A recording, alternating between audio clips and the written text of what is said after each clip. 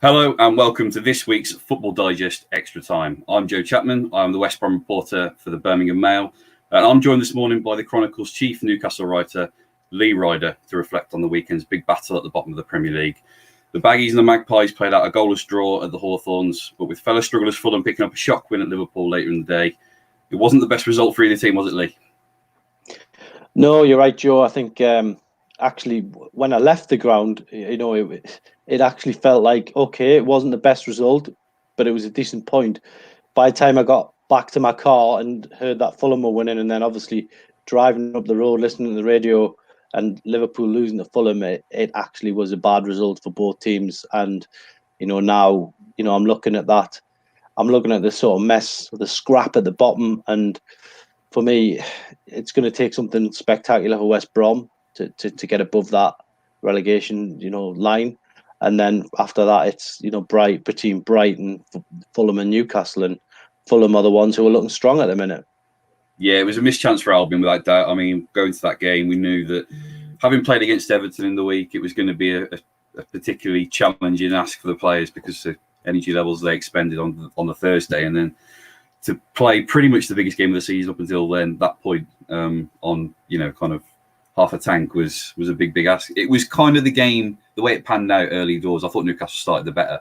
It was a kind of game that we expected, wasn't it? It was going to be cagey and Bruce versus Allardyce. They weren't going to give anything away. No, I think the game got to a stage where, it was almost like, you don't hurt us and we won't hurt you kind of thing. And yeah, but for all that, I think Newcastle did the best to lose it. There was a couple of balls that flashed across the face of goal, that the last quarter of the game. And I thought, West Brom could pinch it here. And I actually thought, where I was sat in the press box, I was right to the far side. And I thought, well, at least I'm going to get a good view of Newcastle attacking here in the second half. And they barely got anywhere near the goal. It was all down the other end. And it was worrying from Newcastle's point of view that, they had some good openings in the first half, no doubt about that. But clear-cut chances in either half. There wasn't anything major. Kieran Clark heading over. But apart from that, there wasn't much to hang your hat on. We are live this morning on the Albion page and the Newcastle page as well for respective newspapers. So please, Albion fans, Newcastle fans, feel free to get into the comments and ask us any questions if you'd like to do so. Lee, I suppose staying with Newcastle, on the back of the week they've had, I know you'll look at West Brom as a team, let's go and beat West Brom, we'll get ourselves really pull away from danger. But bearing in mind the week they've had and the kind of the public upheaval, is that still a positive result? And Bruce seemed fairly chirpy after the game. Yeah, I mean, if you look at some of the reports, it looked like a total farce behind the scenes. And yeah, look, there was crosswords said between the two. They did have an argument. There's no doubt about it. No one's saying they didn't. But basically, these things do happen on training grounds. I've covered Newcastle for a long time now. Well over 10 years, and I've been a supporter my whole life, and there's always spats at training grounds because that's just the nature of the game. And yeah, it shouldn't have happened. Bruce shouldn't have called Matt Ritchie out on live on TV. And Matt Ritchie the way he did. Steve Bruce should have reacted quicker. So there's things they need to improve behind the scenes, but I think honestly, once Wednesday was gone last week, internally, that was behind them. And anyone who knows Matt Ritchie knows that any conversation you're going to have with him, it probably does feel like a spat because he's that driven, he's that passionate, and that's a good thing. And you want to see that from your players. So I think there's some negatives, but Newcastle they usually are in the headlines for the wrong reasons. So they've got to put it behind them and try and get the points they need now. It was an interesting game, I thought, in the way that not so much they approached it, but you've got two managers who are very, very experienced. I mean, the amount of matches they must have managed at that level between them, it must be a big number. Allardyce has got a certain kind of level of player to work with at the moment. I know Bruce can point to his injured players, but it feels like at the moment that there was that kind of nous in terms of the way that the game was managed in the second half when West Brom did come on stronger a little bit. just felt like a little bit of inexperience, a bit of Premier League naivety shown at times, where I thought at Newcastle, defensively, Lascelles was very, very solid. Clark, you know what you're going to get with him kind of thing. And Albion's attackers just lacked a little bit, I thought, really, in terms of the front three. I thought the midfield had lots and lots of energy. And I thought, to be honest with you, they got the better of Shelby and Hayden for the good part of it. Gallagher was very, very good. I thought, again, I don't know where on earth he gets his energy from, because he did exactly the same on Thursday. Just in a question from Ashley, who's asking about Pereira, there seems to be a real concern with Mateus Pereira at the minute, because he had a very, very good turn of the year, having been dropped by Allardyce over Christmas, and kind of proved his point. He scored a couple of goals at Wolves, scored against Fulham, and scored against West Ham, scored a lovely goal against West Ham. And it just seems to be not really coming off for him at the minute. I think that's because largely playing a 4-3-3, he's a very, very much a number 10, as Ashley points out. Well, we haven't got the players. That's kind of come back to my original point, is that we haven't really got the players to accommodate all the time our best players, because we've got such little Premier League experience. So Newcastle, I mean, where do you go from here looking forwards? You've got a very, very big game again next weekend, another significant game for Steve Bruce.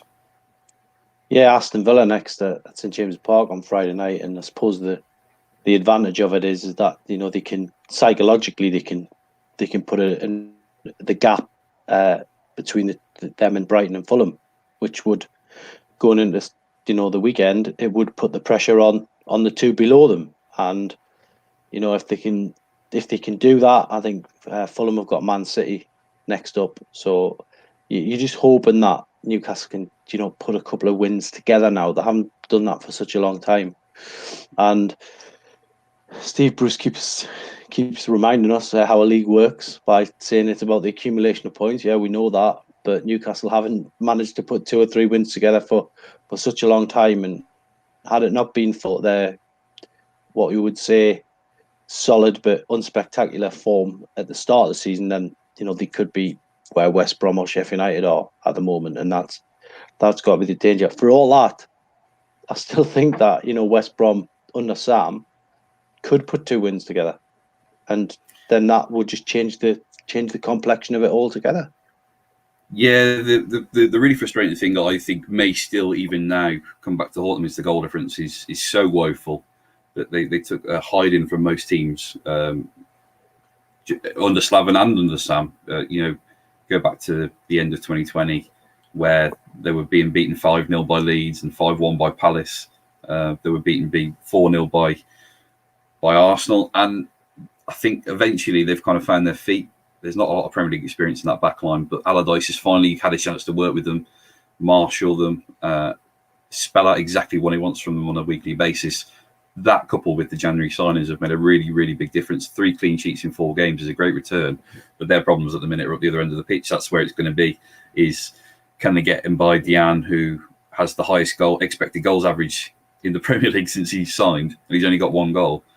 It's all about getting him to finally stick the ball in the net, because he's getting himself in these positions. And there was a couple of times yesterday where there was a long throw in from Furlong and it was flicked on, and Diane got the better of his man in the box and it goes over the bar. Phillips does exactly the same in the second half. Dubravka's kind of stood there waiting for the ball to go past him, and it flies over the bar. So their problems at the moment are going to be goals. They've got Crystal Palace away next week, so it's a very much like Bruce and a reunion with Villa. It's a reunion with Roy Hodgson, and a reunion for Sam with Palace as well. And then we've got this very, very strange break. I'm not sure about you. Are you still Newcastle? Forgive me. Newcastle still in the FA Cup? We've got about 3 weeks in between because of the international break. No, it's a long time since we were in the FA Cup, way back in January. So, so it's like 3 weeks, isn't it? That you've got in between. So you've got this really, really big break that Allardyce has already said is really, really not very much use to us, because we're a team that want to get a bit of momentum, very much like Newcastle. Yeah, and it's not like they can fly away to sort of Dubai for a couple of weeks and have a warm weather training camp. They can't. See, Newcastle have done that under Rafa Benitez. In previous seasons, they've gone over to Spain and they've had a good week to 10 days out there, and they've played a game.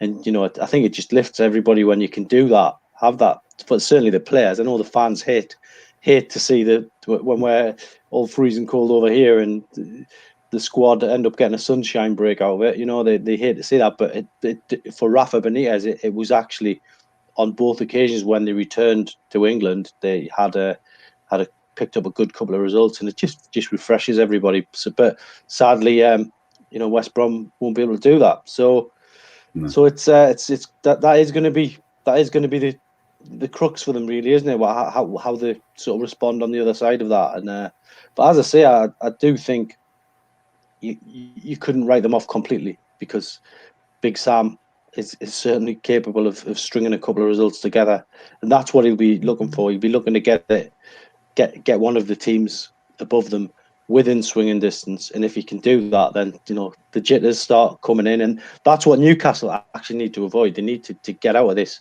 before we start going into April, back end of April. May's going to be a long month. They need to do it while the jitters aren't there, because they fell foul of that before a couple of times. Of course, it's not just all about Albion, Newcastle, Fulham. Even now, I mean, Newcastle have. It might not feel like much now at this moment in time for the fan base, but they have actually lifted themselves one position in the table this weekend. So that does at least even just outline that Brighton are down there very much in the mix. With they are a team that Albion did manage to beat the other week, and you've got Burnley, who, I mean, they managed to pick themselves up a point in rather bizarre circumstances this weekend. Don't know if you've seen Chris Wood's goal, but there are sides down there that you think to yourself, until they get to 35, 36, 37 points, they're going to consistently be looking over their shoulder. And with 10 games to go, you're right. I mean, from an Albion perspective, you're probably saying we need to double our total. We need to go and get another 18 points, really. Newcastle, what do you imagine they would need from here? Oh, I do honestly think 39 to 40 this year could be, because I think last year, I think it was 34 was enough. Well, I think that would be too low. So yeah, I think you're right. They are probably going to have to double what they've got.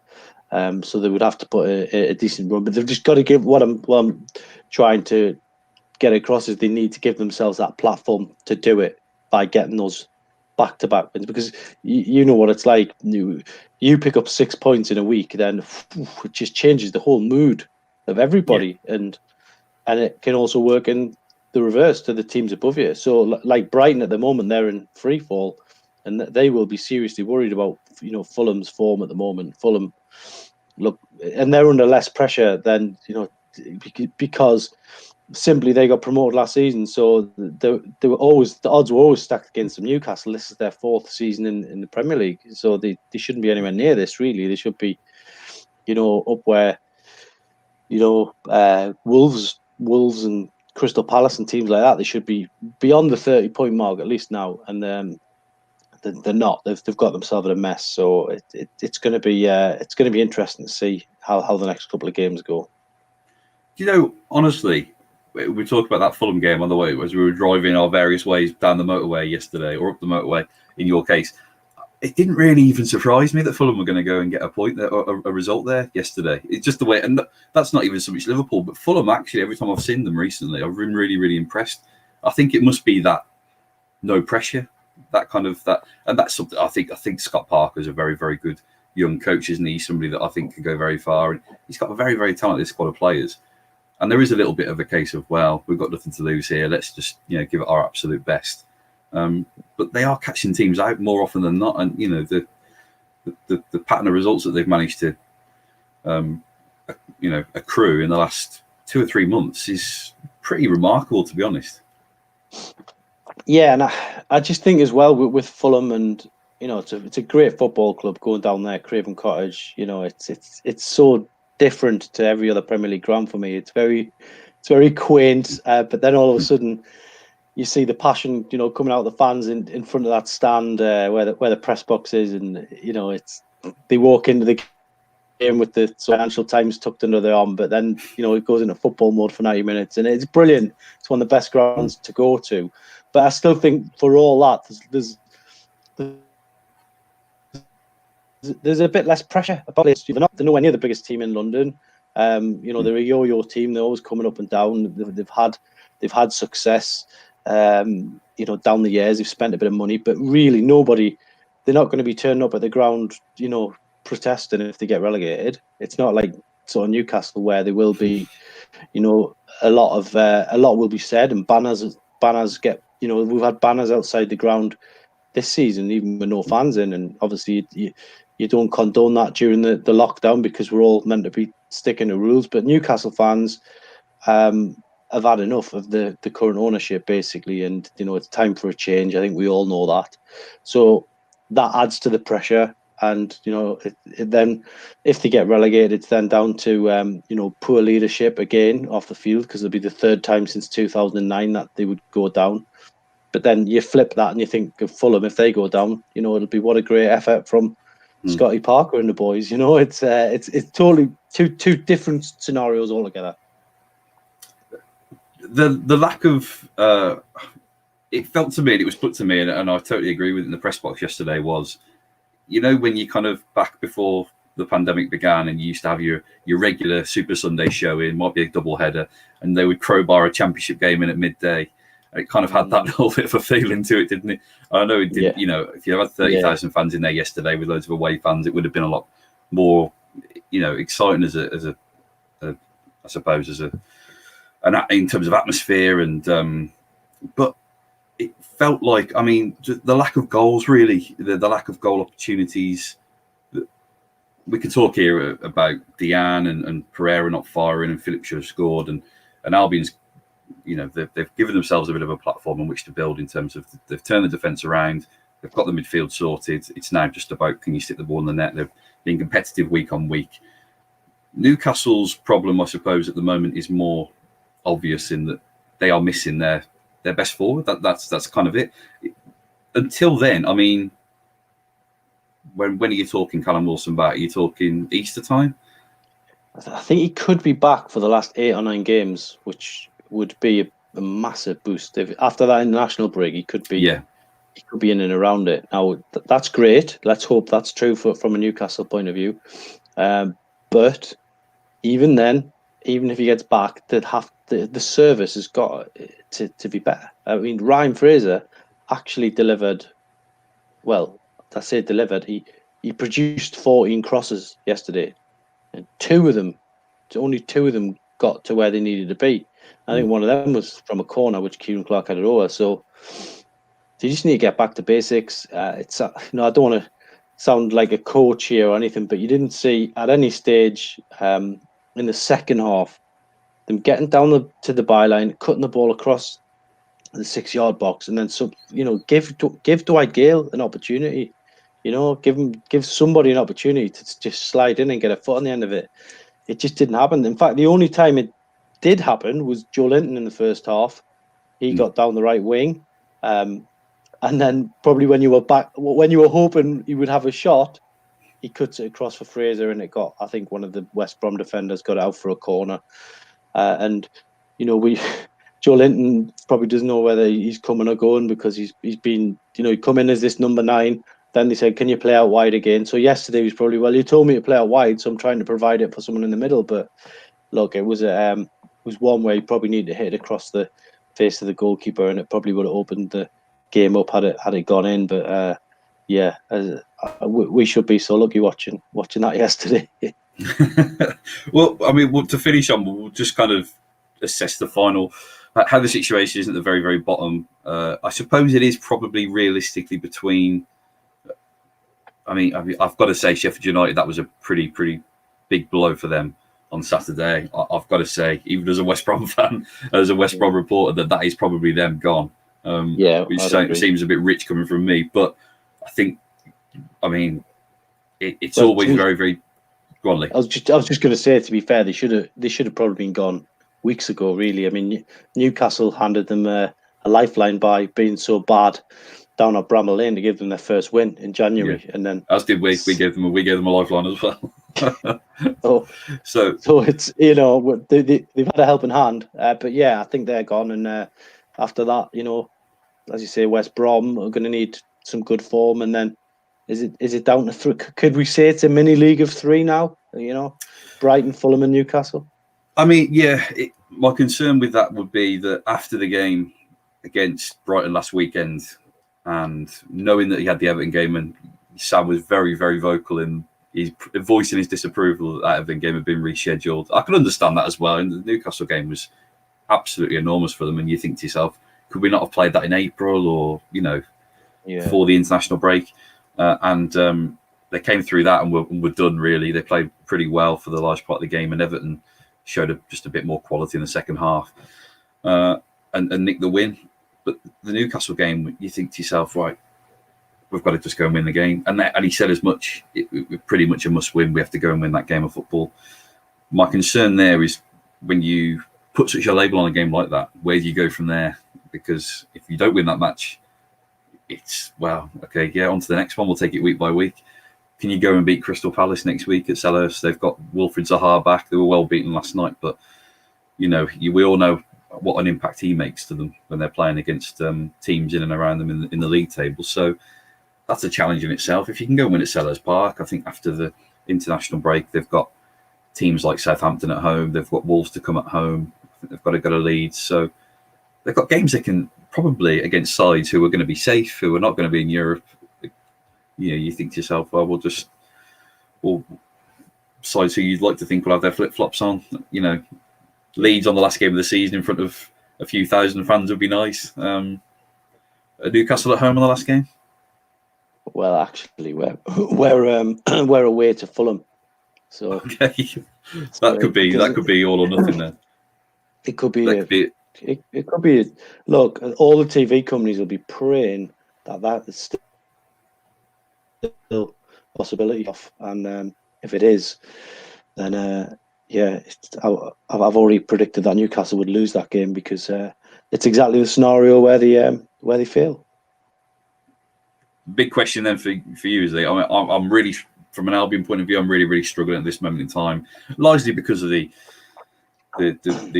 obvious points total that they're going to have to try and drag themselves up to. It's an enormous task, and I personally would be having one eye on the Championship already now. I suppose that's a small blessing in that they can almost prepare themselves a bit earlier. Big question is, though, Lee, if you think that Newcastle are going to lose to Fulham, will they be safe by then?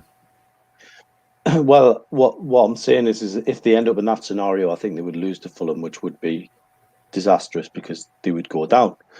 But I just got this feeling they're going to scrape and avoid that scenario. That's what they're trying to do before the end of the season, and I hope they can do it.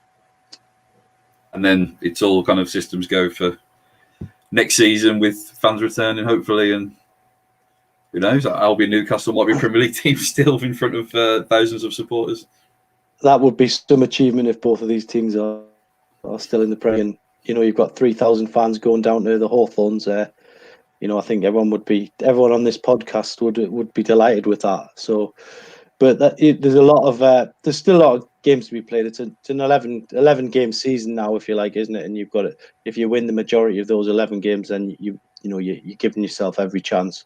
But we'll see. The fact that it drags on till sort of late May as well. If the weather starts getting better and things like that, it's just there could be a few more twists and turns to come. Let's just put it that way.